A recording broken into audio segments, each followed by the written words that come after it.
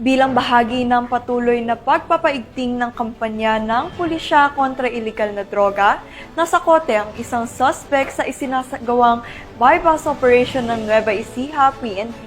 Matapos mahulihan ng mahigit 400,000 pisong halaga ng iligal na droga. Patrolwoman Lixen Ray Saweran sa report.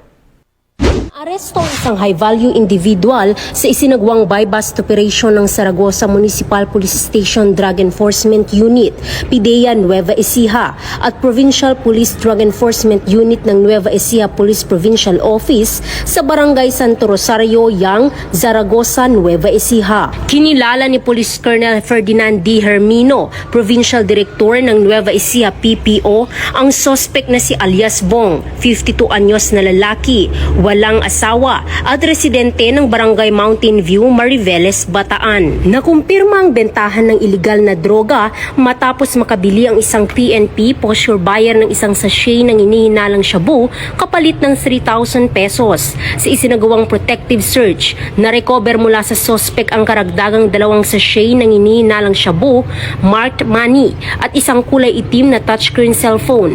Tinatayang 57 gramo ng inihinalang shabu na nagkakahalaga ng 387,600 pesos ang kabuuang nasamsam sa operasyon. Dinala na sa impila ng Zaragoza Police Station ang suspect at mga nakumpiskang ebidensya para sa kaukulang dokumentasyon at disposisyon at sasampahan ng kasong paglabag sa Republic Act 9165 o ang Comprehensive Dangerous Drugs Act of 2002. Patuloy ang panawagan ng kapulisan ng Gitnang Luzon sa ilalim ng pamumuno ni Police Brigadier General Gines Fajardo, Regional Director ng Police Regional Office 3 sa publiko na makiisa sa pagsugpo sa kriminalidad upang mapanatili ang kapayapaan at kaligtasan sa buong rehiyon.